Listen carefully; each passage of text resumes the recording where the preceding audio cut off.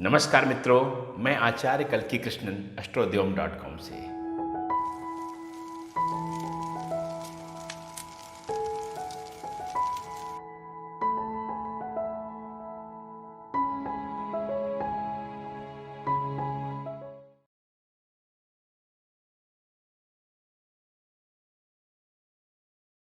नवरात्र की बहुत बहुत आप सबको शुभकामनाएं। नवरात्रि पर वैसे तो एस्ट्रोदेवम की तरफ से हमने प्रतिदिन के लिए क्या महत्व है, 9 दिनों में प्रतिदिन कौन से अधिष्ठात्री देवी हैं, उनकी पूजा कैसे होगी, क्या क्या उनको समर्पण करना है, यह सब हमने अलग अलग जो है आप लोग को बताया है। अब आप लोग YouTube पर ही वो 9 दिनों के बारे में विस्तार से सुन सकते हैं, समझ सकते हैं और उसका अपने लाभ के लिए प्रयोग कर सकते हैं। किंतु कुछ लोगों की तरफ से, हमारे मित्रों की तरफ से, शुभाकांक्षियों की तरफ से यह आग्रह आया, अनुरोध आया कि हम लोग जो है नवरात्रि का जो है विशिष्ट जो है जो पूजा पद्धति है एक विस्तार से और एक संगठित रूप से जो है भी बता दें, क्योंकि बहुत सारे लोग हैं जिनको पूजा पद्धति के बारे में अच्छी ढंग से नहीं मालूम है। तो उनकी सुविधा के लिए और इस विशिष्ट आग्रह का सम्मान करते हुए नवरात्रि की पूजा कैसे की जाएगी यह हम लोग विस्तार से बताने वाले हैं। इसमें जो भी पूजा पद्धति आपको बताई गई है यह आप देखेंगे पहले दिन के लिए है। पहले दिन के बाद बाकी चीज़ें भी आपको समझ में आ जाएंगी कि बाकी दिनों में क्या क्या करना है, कैसे करना है। ठीक है। नवरात्रि का जो पहला दिन है उसमें कलश स्थापना और अखंड दीप की स्थापना होती है, जो बाकी 9 दिन तक वही काम आते रहते हैं। इसलिए ये दोनों काम बाकी दिन नहीं करने हैं। बाकी जो भी पूजा आपको की गई है, जो पद्धति आज बताई जाएगी, थोड़ा सा लंबा वीडियो है, ध्यान से सुनिएगा, वह आप बाकी 9 दिन लागू होगी। दूसरी महत्वपूर्ण बात इसमें यह है कि आपको जो भी चीज़ें, मैं संस्कृत में मंत्र बोल रहा हूँ, उसमें अगर मंत्र आप सही ढंग से न बोल पाएँ तो न बोलिएगा, उसको सात्विक भाव से मन में देवी को स्मरण कर लीजिएगा, मंत्र को सुन लीजिएगा और फिर जो है आप मन में उभाव केवल ले आइएगा। उसमें फिर आपको असुविधा नहीं होगी, क्योंकि मंत्र अगर आपने गलत ढंग से बोला उसकी हानि भी हो सकती है। एक और महत्वपूर्ण बात है कि बहुत सारी चीज़ें पूजा पाठ में हम लोग बताएंगे कि ये चढ़ाना, वो चढ़ाना, देवी को ये समर्पण करना है, तो जरूरी नहीं कि वह हो आपके पास, क्योंकि देवी आपकी श्रद्धा की भूखी हैं। उन वस्तुओं की आवश्यकता नहीं है, वो जगत जननी माँ है, उनको किस चीज़ की आवश्यकता है। तो यथासंभव आप प्रयास कीजिए कि वो सामान जुटा लें। लेकिन अगर कोई सामग्री आपके पास नहीं उपलब्ध है तो आप मन में उसका संकल्प कर लीजिए और उसके लिए मनसा परिकल्प्य समर्पयामि। जैसे कि आपको कहा कि जो है वस्त्र देवी को समर्पित करना, आपके पास साड़ी या जो भी कुछ नहीं है तो आप या तो मन बोल सकते हैं वस्त्रम मनसा परिकल्प्य समर्पयामि, या आपने उसका कोई प्रतीकात्मक मानी मौली का धागा ले लिया, आपने उसे हाथ में लेके कहा वस्त्रम मनसा परिकल्प्य समर्पयामि करके मौली का धागा रख दिया। अगर चीज़ें आपके पास हैं तो अच्छा है, और नहीं है तो भी मन से संकल्प करके अगर आप करेंगे तो यह आपके लिए बहुत अच्छा होगा, क्योंकि देवी भावना की भूखी है। तो नवरात्रि का व्रत जब आप कर रहे हैं, नवरात्रि की पूरी पूजा को कर रहे हैं, तो सबसे महत्वपूर्ण बात यह है कि जब आप नवरात्रि की पूरा पूजा का संकल्प लें, मन में भाव लें, तो यह ध्यान रखें पूरे घर को यथासंभव स्वच्छ कर लें और यह ध्यान रखें कि कोई गंदी चीज़ें यह हुआ, क्योंकि माँ आपके घर पे आने वाली है और उस माँ के वैभव के अनुकूल हमारा घर तो नहीं है, लेकिन स्वच्छता और शालीनता तो होनी ही चाहिए। पूरे 9 दिन कोई मांसाहार नहीं करना है, मदिरा का पान नहीं करना है, कोई भी सिगरेट, धूम्रपान, इन सब का परित्याग कर देना है। सात्विक भोजन घर में बनाना है, प्रयास करें कि प्याज लहसुन वगैरह घर में न आए और उनका प्रयोग न हो। दूसरी बात यह है कि पति पत्नी ब्रह्मचर्य का पालन करें 9 दिन तक, क्योंकि माँएँ हैं, माँ के सम्मान में और कोई ऐसी असुविधा नहीं होनी चाहिए। पूरे घर को आपने साफ कर लिया। अब पहला दिन नवरात्रि का जिसे प्रतिपदा भी कहते हैं, उस दिन अच्छे ढंग से सब लोग स्नान कर लें और धुले हुए वस्त्र पहन करके वहाँ पर बैठ जाएं। आपको यह ध्यान देना है कि किसी आसन पर ही बैठना है, सीधे ज़मीन पर किसी को नहीं बैठना है। कुछ भी बिछा लें, शुद्ध आसन होना चाहिए, ऊन का, सूत का, जो है और भी तमाम तरीके के आते हैं, उस पर बैठें। जो भी पूजा करने के लिए बैठ रहे हैं सब लोग आसन पर ही बैठेंगे, ज़मीन पर सीधे नहीं बैठेंगे। और फिर आप जो है बैठ करके वहाँ पर जल लीजिए अपने हाथ में, बाएं हाथ में, और दाहिने हाथ से ऐसे छिड़किए या अपने दाहिने हाथ में लेकर के पूरा अपने ऊपर भी छिड़केंगे, जो पूजा के लोग बैठे हैं उन पर भी छिड़केंगे और पूजा के सामान पर भी छिड़केंगे। और मंत्र है ओम अपवित्र पवित्रो वा सर्वावस्थाम गतोपि वा यह स्मरेत पुंडरीकाक्षः सह बायाभ्यंतरः शुचिः। यह करके आपने मंत्र छिड़का और यह ऐसा संकल्पना है कि इसके करके जो है चीज़ें और आपका वातावरण सारा कुछ शुद्ध हो जाता है। और जो सामान आपने जो भी आपने इकट्ठा किया है वो सामान धीरे धीरे सूची आपको जो जो प्रयोग की जाए, पहले आप वीडियो को ध्यान से देख लीजिएगा, फिर सामान नोट कर लीजिएगा, फिर वही सामान जितना इकट्ठा हो जाए इकट्ठा कर लीजिएगा और नहीं तो नहीं कर लीजिएगा। फिर इसके बाद जो है आप जल थोड़ा सा बारी बारी से जितने लोग बैठे हैं उनको भी दें और उस तरह से भी दें। 3 बार जल लेकर के आपको ऐसे आचमन करना है। देखिए हाथ कैसे मेरा ऐसे करके ऐसे आचमन करना है। पहली बार बोलेंगे ओम केशवाय नमः, दूसरी बार बोलेंगे ओम नारायणाय नमः, तीसरी बार बोलेंगे ओम माधवाय नमः, और फिर अंत में हाथ को अपने धो करके बगल में छिड़क देंगे, यह कहते हुए ओम गोविंदाय नमः। यह सारे मंत्र जो मैं बोल रहा हूँ स्क्रीन पर भी आपके आ रहे हैं, तो आप इसे देख करके पढ़ भी सकते हैं और नहीं तो मैं तो बोल रहा हूँ उसका उच्चारण भी समझ सकते हैं। फिर हाथ धो लें। फिर जो आसन पर बैठे हैं उसके नीचे थोड़ा सा जल डालें और मंत्र ये है, ध्यान से सुने।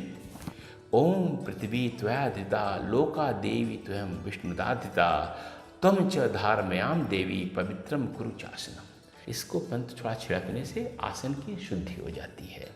और महत्वपूर्ण बात है कि पृथ्वी को बहुत आपको आदर देना है। पृथ्वी हमारे धरा, यह जो है अर्थ, मदर अर्थ, ये हमको धारण करती है। हम तमाम प्रदूषण फैला रहे हैं, कूड़ा करकट डाल रहे हैं, तो उसके ऊपर सम्मान का भाव, सामान्यतया भी रखना है, पूजा में तो विशिष्ट रूप से रखना है। फिर इसके बाद अपनी अनामिका उंगली ये होती है, ध्यान से देख लें, जो छोटी वाली उंगली के बगल वाली उंगली उसको लेकर के चंदन आप लेंगे थोड़ा सा, और पूजा की तैयारी पहले अपना रोली या चंदन अपने मस्तक पर यहाँ दोनों भावों के बीच में लगा लेंगे। और मंत्र है जो स्क्रीन पे आपको दिख रहा है, चंदनस्य महत् पुण्यम पवित्रम पापनाशनम आपदाम हरते नित्यम लक्ष्मीम तिष्ठतु सर्वदा। तो यह मंत्र आपने बोल करके चंदन लगा लेंगे। अब क्या है कि पूरी पूजा में जो आपने पूजा करनी है उसके 3 स्टेज हैं, 3 क्रम है। सबसे पहले हमें कलश स्थापना करनी है। और अच्छा, देवी की जो मूर्ति या चित्र अगर संभव हो तो आप एक मूर्ति देवी की लीजिए, उसकी स्थापना कीजिए। अगर मूर्ति का व्यवहार नहीं हो पा रहा है तो चित्र भी रख सकते हैं। मूर्ति में जो ऊर्जा होती है वो चित्र में नहीं होती है, लेकिन अगर मूर्ति नहीं है तो उसके लिए परेशान होने की आवश्यकता आपको नहीं है, आप चित्र भी माँ दुर्गा की रख सकते हैं। और दूसरा गणेश और गौरी की, गणेश जी की भी मूर्ति जरूर रखनी है। गणेश की चूँकि सबसे पहले पूजा, किसी भी पूजन कार्य में गणेश जी की पूजा जरूर होती है, तो इसलिए गणेश जी को भी रखना आवश्यक है। तो गणेश जी, अब दूसरी बात, एक और बात बहुत ध्यान रखनी है कि जो माँ गौरी या माँ दुर्गा या माँ की पूजा कर रहे हैं वह गणेश जी से दाहिनी तरफ होगी, ठीक है। तो ये मूर्ति रख दी, और जो पूजन सामग्री बाद में आने वाली है चर्चा, वो सारी पूजन सामग्री जुटा करके आप रख लीजिएंगे। अब ध्यान रखना है कि माँ दुर्गा की जो प्रतिमा और गणेश जी की प्रतिमा या चित्र रखा हुआ है, बाईं तरफ जल का पात्र रहेगा, और जो है तेल से जलने वाला दीपक अगर है तो बाईं तरफ रहेगा, और दाईं तरफ आपको शंख में जल रखा है तो शंख में जल रखा जाएगा, और घी से जलने वाला दीपक दाईं तरफ रखा जाएगा। और जो भी नैवेद्य और बाकी सारी चीज़ें माँ के सामने जो भोग लगाने के लिए फल फूल मिठाई है वह सामने रखा जाएगा। इस तरह आपने रखा हुआ है। तो फिर मैं उसी बात पे आता हूँ। 3 स्टेजेज हैं। पहला कलश की पूजा है, दूसरा गणेश की पूजा है और तीसरा फिर माँ दुर्गा की पूजा करना है। ये कलश की स्थापना नवरात्रि का एक बहुत महत्वपूर्ण अंग होता है। और कलश जो जल भरा हुआ जलपात्र कलश होता है वह माँ दुर्गा को भी और गणेश दोनों को प्रतीकात्मक रूप से प्रतिनिधित्व करता है। जो कलश में जल भरा हुआ है फिर उसमें नारियल वगैरह रखते हैं और माँ दुर्गा की रचनात्मकता की जो है बारे में बताता है, या इस बात को बताता है, गर्भ को बताता है। क्योंकि गर्भ जो है वह सृजन जहाँ से होता है, बच्चा उत्पन्न होता है, उसका प्रतीकात्मक कलश है। ठीक है। तो कलश की स्थापना करने से पहले हम क्या करते हैं कि थोड़ी सी मिट्टी लेके आते हैं। मिट्टी शुद्ध होनी चाहिए, साफ़ होनी चाहिए। अगर उसमें कंकड़ पत्थर हो तो निकाल दीजिए। कोशिश कीजिए कि गंदी जगह से मिट्टी ना लेके आएँ। तो आप जो है मिट्टी पहले बिछा देंगे और उसके बाद जो है जौ उसमें जो है मिट्टी में बिछा देंगे। जौ भी करते हैं, कहीं कहीं परंपरा है 7 अनाजों की परंपरा है, लेकिन अधिकतर जगह जौ की ही स्थापना की जाती है। तो जौ आप मिट्टी को आपने बिछाया, फिर आपने जो है यह माँ दुर्गा की प्रतिमा के बाएं तरफ होना है। तो आपने मिट्टी रखा, उस पर जौ रखा, फिर मिट्टी रख दिया, फिर उसको हल्का सा मॉइस्चर पानी मिट्टी को गीला कर दीजिए। अब आपको ये मिट्टी का आपकी ये हो गई। फिर इसके बाद आपको कलश की स्थापना करनी है। कलश की स्थापना में क्या करना है आपको कि कलश एक किसी मिट्टी का ले लें, किसी भी पात्र का ले, एल्यूमिनियम का न लें। ठीक है। तो पीतल का, तांबे का, इस तरह का किसी का भी, कांसे का, इन सब का रख सकते हैं।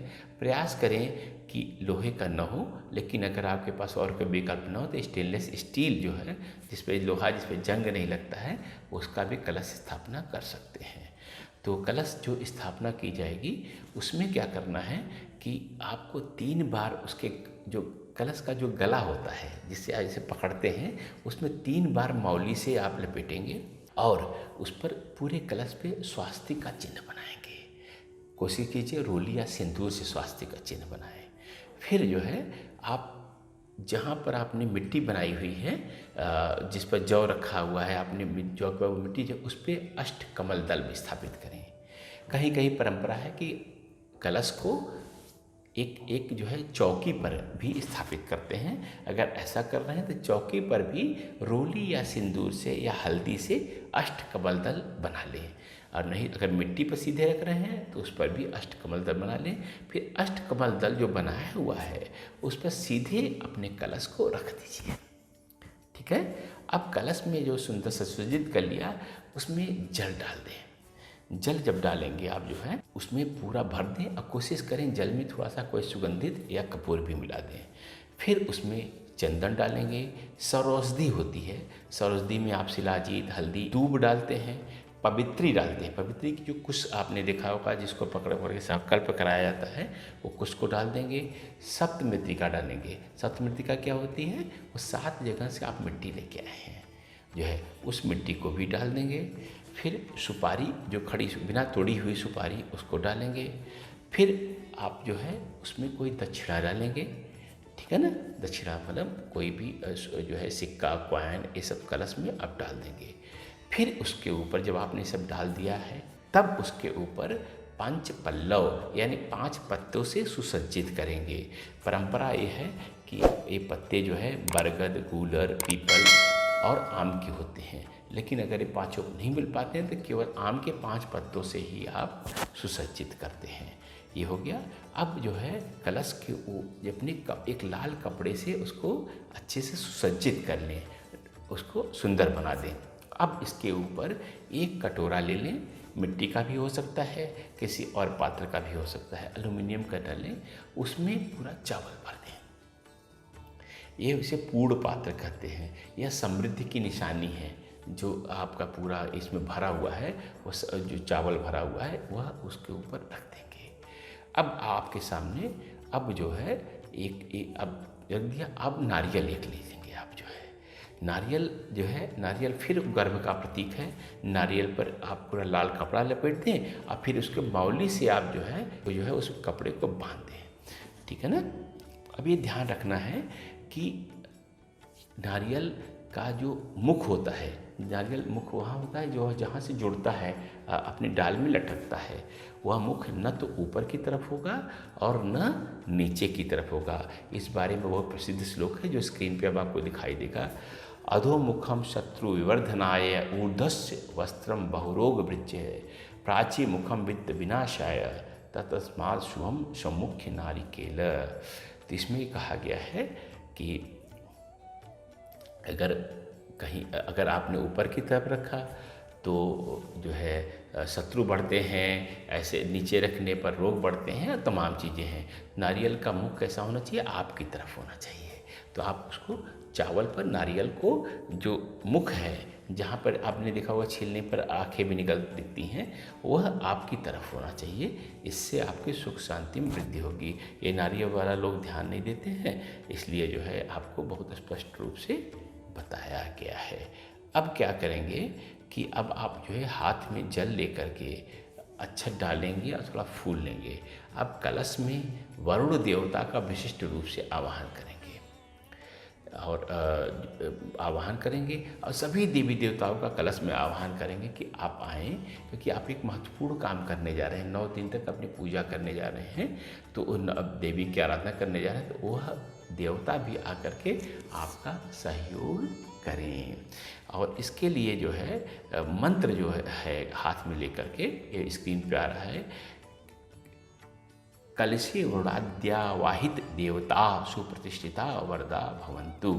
ये आपने वरुणादि देवताओं का सबको आपने प्रतिष्ठित कर दिया, उसमें आवाहन कर दिया। फिर अब क्या करना है कि चूंकि सभी देवता कलश में आ गए हैं, तो अब आपको वरुण आदि देवता जो भी कलश में आ गए हैं उनके लिए थोड़ा सा अच्छे से छिड़केंगे, जल चढ़ाएंगे, फिर उनको स्नान कराएंगे, फिर आचमन थोड़ा सा ऐसे जल डालेंगे। आचमन जब भी बोला जाए, आगे भी मैं बोलूँगा, उसका मतलब थोड़ा सा जल ऐसे डाल देना है, क्योंकि वही एक क्रिया के बाद वो जल थोड़ा सा देवता ग्रहण करते हैं। फिर आप जो है कलश को पंचामृत स्नान कराना है। पंचामृत स्नान आप जो है दूध, दही, घी, शर्करा या गुड़ और शहद, इन सब से स्नान कराया जाता है। वह भी वास्तव में स्नान करा सकते हैं कलश को, या फिर जो है आप जो है प्रतीकात्मक रूप से थोड़ा सा छिड़क सकते हैं। जब ये कर लिया, फिर इसके बाद आप शुद्ध जल से स्नान कराएंगे, वो भी छिड़क करके आप उसको स्नान मान लेते हैं, ठीक है ना, पोंछ करके, या पूरा का पूरा कलश को स्नान करा सकते हैं। फिर आप जो है कलश पे वस्त्र चढ़ाएंगे जो है, क्योंकि उसमें देवताओं का आह्वान किया है ना, तो आप सब देवता आ गए हैं, तो उनको वस्त्र चढ़ाएंगे। वस्त्र अगर आपके पास है तो वस्त्र चढ़ाइए, नहीं तो मौली ले करके आप उसको प्रतीकात्मक रूप से आप कर सकते हैं। और बाकी जो कल्पना के लिए मंत्र मैंने बताया है, वो भी जो चीज़ न हो उसको कर सकते हैं। वस्त्र चढ़ाया आपने, फिर यज्ञोपवीत मंगा के रख लें तो ज़्यादा अच्छा होगा। यज्ञोपवीत चढ़ाएं। और आप लोगों से भी मैं आग्रह करूँगा कि जो भी मानव मात्र हैं उसको यज्ञोपवीत पहनना चाहिए। उसके लिए यज्ञोपवीत संस्कार होता है, संस्कार कराइए आप किसी योग्य व्यक्ति से मिल करके, और फिर यज्ञोपवीत प्रतिदिन पहनना कीजिए। तो यज्ञोपवीत आपने किया, फिर उपवस्त्र दिया आपने, फिर आपने चंदन लगाएंगे, अक्षत स्थापित करेंगे, फिर फूल माला चढ़ाएंगे, फिर दक्षिणा चढ़ाएंगे, फिर दीप जल पर जो आपने ज्वलित करेंगे और दीप से उनकी आरती उतारेंगे। ठीक है, आरती उतारा आपने, अब उनको भोग लगाना है। नैवेद्य में फल फूल मिठाई जो भी आप लेके आए हैं वह आप उनको समर्पित करेंगे। फिर आप जो है सुपारी, इलायची, लौंग जो है उससे मुख शोधन के लिए आपको उसको चढ़ाएंगे। इसके बाद जो है द्रव्य दक्षिणा समर्पयामी करके कुछ जो है सिक्के जो है आप उनके आगे रखेंगे। उसके बाद फिर कलश की आरती कीजिए पूरा ऐसे जो है। फिर जो है आप नमस्कार कीजिए, फूल डाल करके, अगर स्थान है तो प्रदक्षिणा या परिक्रमा करेंगे कलश की, ठीक है ना। फिर अंत में जो है आप उनको कहेंगे कि जो है हे कलश देवता, हे वरुण देवता, आपका मैंने अच्छे ढंग से किया हुआ है मंत्र जो है, पूजा जो भी करनी थी अच्छे ढंग से की है, आप प्रसन्न हो, और जो भी पूजा में भूले हुई हैं उनको क्षमा करें। अब इसके बाद जो है अखंड ज्योति जलाएगी। अखंड ज्योति इसलिए जलाई जाती है क्योंकि अग्निदेव जो है हमारे पूर्ण के साक्षी होते हैं। एक बहुत महत्वपूर्ण बात है कि अखंड ज्योति जो जलाते हैं बड़ी सी जला करके पूजा स्थान में ही रख देते हैं। अच्छा, एक बात बहुत महत्वपूर्ण बताना मैं भूल गया आपको कि जब आप आसन पे बैठेंगे तो आपका मुंह भरसक जो है उत्तर और पूर्व के मध्य में होना चाहिए, जिसको ईशान्य दिशा भी कह सकते हैं। अगर न हो पाए तो पूर्व की तरफ करें, अगर वहाँ भी न हो पाए तो उत्तर की तरफ करें, और आपका मुंह भी उत्तर पूर्व की तरफ होना चाहिए। ठीक है, तो इस तरह से आप बैठ कर के पूजा करेंगे। लेकिन अब मैं चर्चा कर रहा था आपके अखंड दीप की। अखंड दीप को जला करके कहाँ रखना है? कोशिश कीजिए कि मंदिर के पास न रखें। आप आग्नेय दिशा में, दक्षिण पूर्व दिशा में, जहाँ परंपरागत रूप से वास्तु में रसोई का स्थान होता है, वहाँ पर आप उस जो है अखंड दीप को जला कर रख के आएंगे। ठीक है, तो अखंड दीप आपने जलाया, कलश भी स्थापना कर ली। अब जो है गणपति जी की पूजा करते हैं, क्योंकि कोई भी पूजा करने से पहले गणपति की पूजा की जाती है, और उसके पहले जो है गणपति जी के आवाहन किया जाएगा। अगर गणपति जी की प्रतिष्ठित मूर्ति आपके यहाँ है तो आवाहन करने की जरूरत नहीं है, प्रतिदिन जिसकी पूजा होती है, नहीं तो गणपति जी का आवाहन किया जाता है। और गणपति जी का जो मंत्र है वो स्क्रीन पर आपके दिख रहा है। पहले आप हाथ में लेकर के पुष्प गणपति का ध्यान करेंगे। गजाननं भूत गणाधि सेवितं कपित्थ जम्बो फलचारुभक्षणं उमासुतं शोक विनाशकारकं नमामि विघ्नेश्वर पाद पंकजम। ये गणेश जी का स्वरूप का ध्यान करके उनका स्मरण करेंगे। फिर आवाहन का जो मंत्र है, आगच्छ देव देवेश गौरी पुत्र विनायक तव पूजा करो मह्य अत्र तिष्ठ परमेश्वर। गणेश जी का आपने आवाहन कर लिया है। अब ये मंत्र एक एक करके स्क्रीन पर आपके आ रहे हैं, यह बोलते जाएंगे और गणेश जी को आप उस तरह से करते जाएंगे। अब हाथ में चावल लेकर के आप बोलेंगे मंत्र, ओम श्री सिद्धि विनायकाय नमः यह गच्छ यह तिष्ठ। इसका मतलब गणेश जी को आप बैठने को कह रहे हैं। फिर उसके बाद फूल लेकर के हाथ में गणेश जी को आसन देना है बैठने के लिए। ओम श्री सिद्धि विनायकाय नमः आसनम समर्पयामि। फिर आचमन को देना है। ओम श्री सिद्धि विनायकाय नमः आचमनीयम समर्पयामि। फिर वस्त्र ले लेंगे या मौली ले लेंगे, उसको फिर लेकर के बोलेंगे ओम श्री सिद्धि विनायकाय वस्त्रम समर्पयामि। फिर उसके बाद यज्ञोपवीत लेकर के ओम श्री सिद्धि विनायकाय नमः यज्ञोपवीतम समर्पयामि। फिर इसके बाद जो है फिर आचमन देंगे, ओम श्री सिद्धि विनायकाय नमः। आचमन का मतलब मैंने बता दिया है, थोड़ा थोड़ा जल दिया जाता है। फिर उसके बाद उनको रोली या रक्त चंदन लगाएं। गणेश जी को सिंदूर भी लगा सकते हैं। उनको लगा करके ओम श्री सिद्धि विनायकाय नमः इदम रक्त चंदनम लेपनम, ऐसा करके बोलना है। ठीक है ना। फिर आप जो है सिंदूर चढ़ा करके कहेंगे इदम सिंदूराभरणम लेपनम ओम श्री सिद्धि विनायकाय नमः। फिर आप जो है दुर्वा यानी दूब जो घास होती है और बिल्वपत्र, वह गणेश जी को बहुत ही प्रिय है। ठीक है ना। तो वो फिर आप गणेश जी को आप समर्पण करेंगे गणेश जी को, क्योंकि गणेश जी को दुर्वा और बेल जो है बहुत ज़्यादा, बिल्वपत्र भी ये बहुत ज़्यादा प्रिय है। अब आप जो है जो भी गणेश जी को भोग लगाने वाले हैं, प्रयास करें लड्डू जरूर हो, नहीं तो और जो भी फल फूल लगाने वाले हैं वो लेकर के और गणेश जी को बोलेंगे ओम श्री सिद्धि विनायकाय नमः इदम नाना विधि नैवेद्यानि समर्पयामि। ऐसे करके पूरा भोग गणेश जी को समर्पण कर देंगे। फिर उनको गणेश जी को आप जो है तांबूल देंगे यानी पान देंगे और मंत्र बोलेंगे ओम श्री सिद्धि विनायकाय नमः तांबूलम समर्पयामि। अब फल लेकर के जो भी मौसम का फल हो वह फल लेकर के आप कहेंगे ओम श्री सिद्धि विनायकाय नमः फलम समर्पयामि। फिर इसके बाद दक्षिणा थोड़ा चढ़ाएंगे गणेश जी को और जो है कहेंगे कि ओम श्री सिद्धि विनायकाय नमः द्रव्यम समर्पयामि। जो छिड़ा दे करके गणेश जी की पूजा आप समर्पित हो जाए। और एक और बात ध्यान देनी है कि पूरी पूजा में जब भी कोई दीपक जलेगा, चाहे अखंड दीप और चाहे जो है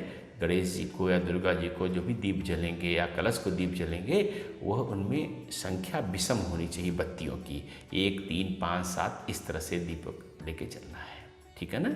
आप प्रयास कीजिएगा शुद्ध घी का जलाएं, नहीं तो शुद्ध तेल का किसी का जलाएं, सरसों का, तिल का, इन सब किसी का जला सकते हैं। रिफाइंड जो प्रोसेस्ड तेल होते हैं उनका प्रयोग एकदम नहीं करना। वनस्पति घी, डालडा जिसको कहते हैं आप लोग, उसका भी प्रयोग नहीं करना है। तो इस तरह से अब जो है गणेश जी का पूजन संपन्न हो गया। अब माँ दुर्गा की पूजा करनी है। माँ दुर्गा की पूजा जैसे मैंने बताया कि प्रयास करें कि मूर्ति रखें, मूर्ति नहीं है तो आप जो है वो उनका चित्र भी रख सकते हैं। तो पहले माँ दुर्गा का आवाहन करना है आपको। अगर प्रतिष्ठापित मूर्ति आपकी है तब तो आह्वान नहीं करना, क्योंकि माँ दुर्गा आपके घर नित्य रहती हैं। लेकिन अगर प्रतिष्ठापित मूर्ति नहीं है तो आप आवाहन आपको करना चाहिए और उसके पहले माँ दुर्गा के स्वरूप का ध्यान करना है।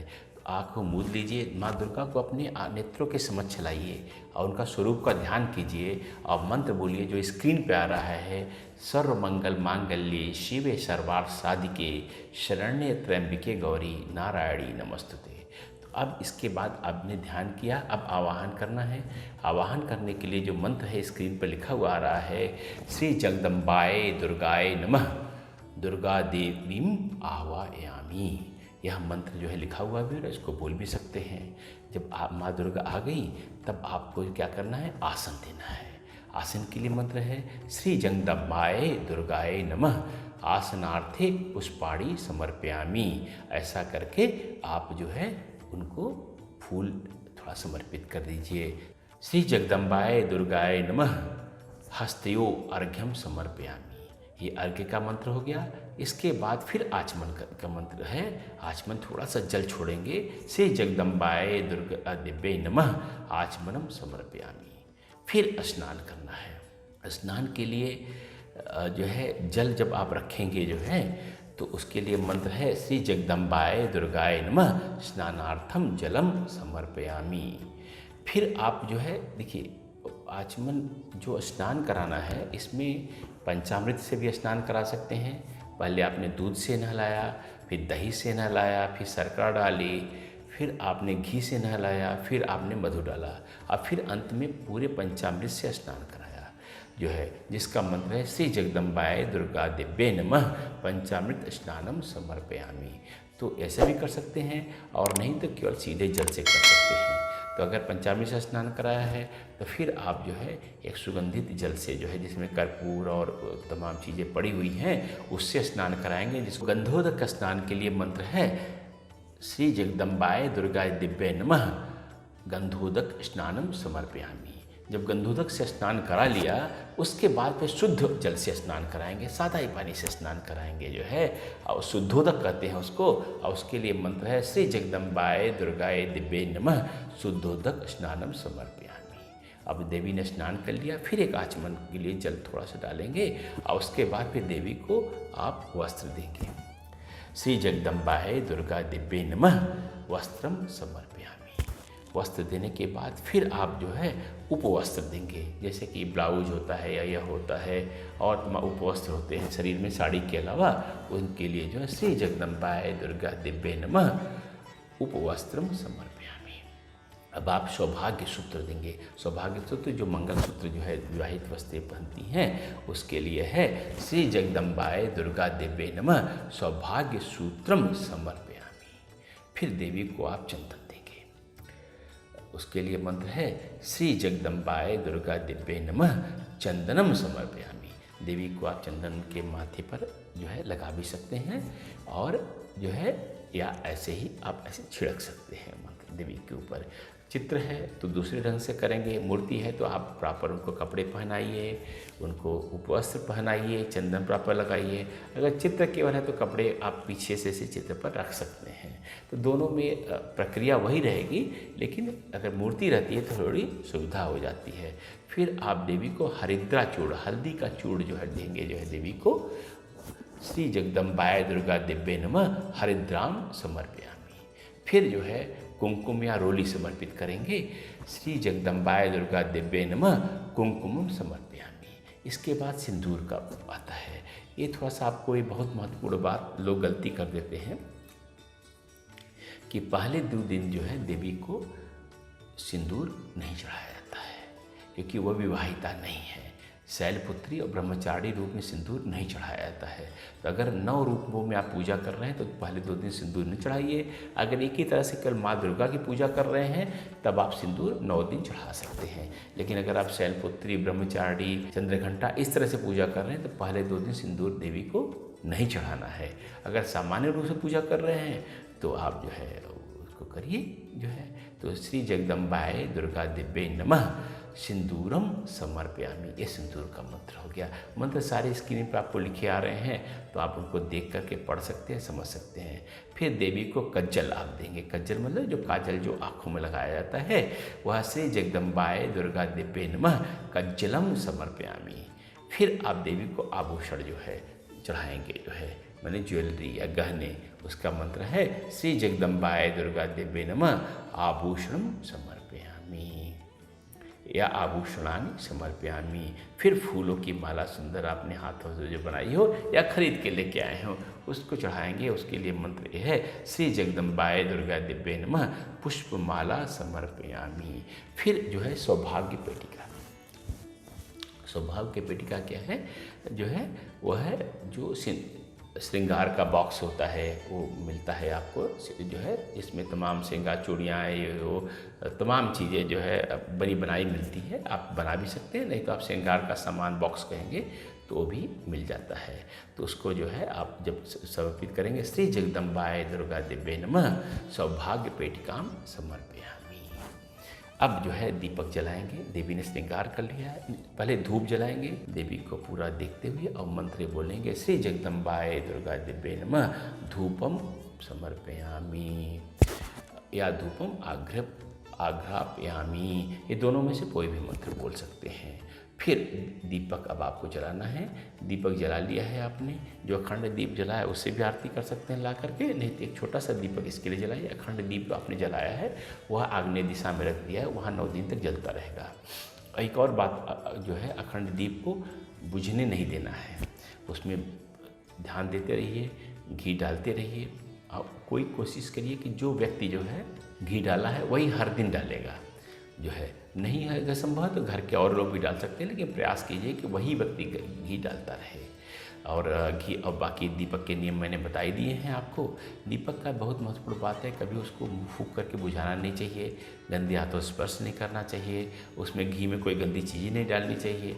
जलता रहेगा, आपके सुख समृद्धि में वृद्धि करता रहेगा।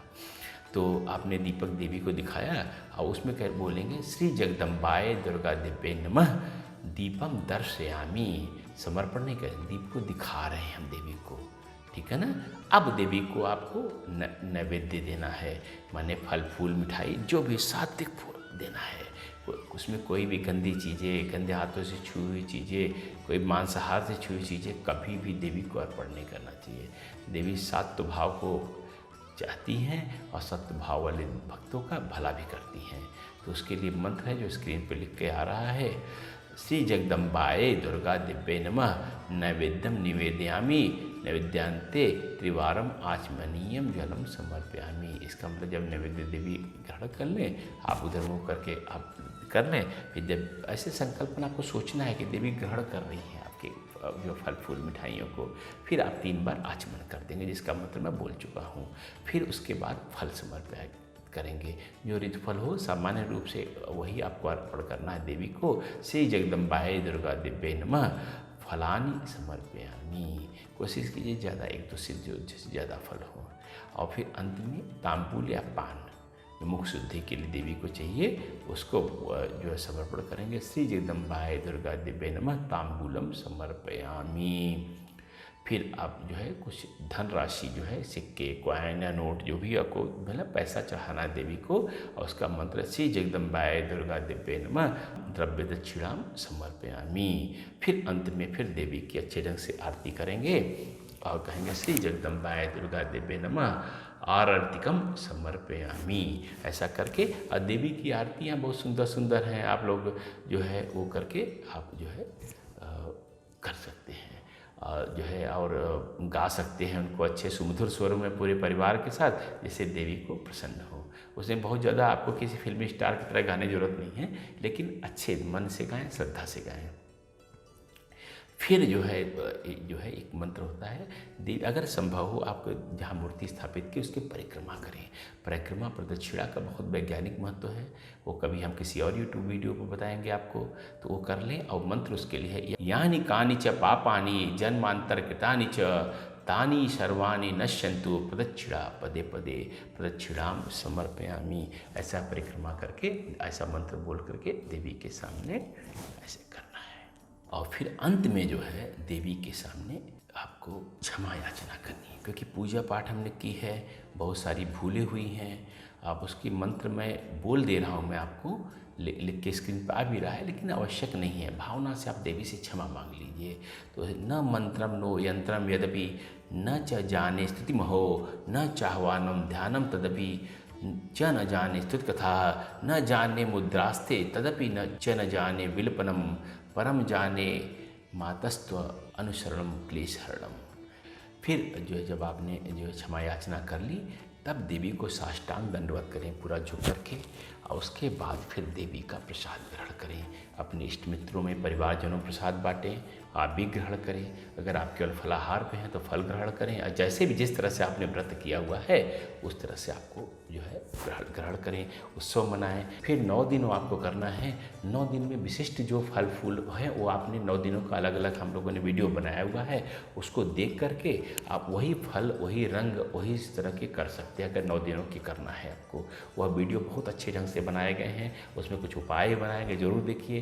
तो इस तरह से हमने माँ दुर्गा की व्यवस्थित पूजा का प्रक्रिया आपको बताई। गणेश जी की पूजा समाप्त होने के बाद माँ दुर्गा की पूजा प्रारंभ करने से पहले संकल्प लिया जाएगा। संकल्प में क्या होता है कि आप अपना इच्छा बताते हैं कि मैं ये करने जा रहा हूँ। इसमें संकल्प 2 तरीके होते हैं, निष्काम संकल्प और सकाम संकल्प जो है। तो मैं संकल्प जो है आपको बहुत लंबी उसका संस्कृत में है, तो वो मैं आपको भार नहीं डालना चाहता हूँ। वो संकल्प उस तरह से आप केवल जो है तभी करें जब आपको योग्य किसी पुजारी, पुरोहित, ब्राह्मण आपके आकर पूजा करा रहा है, तब करें। ऐसे आप केवल जो है अपना नाम लें। अगर आपको राशि और नक्षत्र मालूम है तो उसका भी नाम लें, और अपने बताएं कि मैं इस स्थान पर देवी आज इस नवरात्रि में आपके सामने आपकी पूजा का संकल्प लेता हूँ। यह तो निष्काम पूजा हो गई। अगर सकाम पूजा कि मैं अपने, जैसे कि उसमें जोड़ देंगे कि मैं अपना नाम लेंगे, अपनी राशि, अपना नक्षत्र, इस स्थान पर मैं आपकी पूजा 9 दिन पूजा करने का या व्रत रहने का, इस उद्देश्य से उसमें बोलेंगे कि अपने प्रमोशन के लिए, संतान प्राप्ति के लिए, या कुछ भी और जो भी आपका उद्देश्य हो उसको करके उसका मैं संकल्प लेता हूँ। संकल्प का बहुत बड़ा लंबा चौड़ा होता है, ओम विष्णु विष्णु विष्णु जो है वो करके, लेकिन वो आपसे सामान्यतः हो नहीं पाता है, इसलिए वो अशुद्धि ज़्यादा हो जाती है। इसलिए अब मैं मना करता हूँ। मन में भाव लेकर के संकल्प लीजिए, फिर इसके बाद दुर्गा जी की पूजा प्रारंभ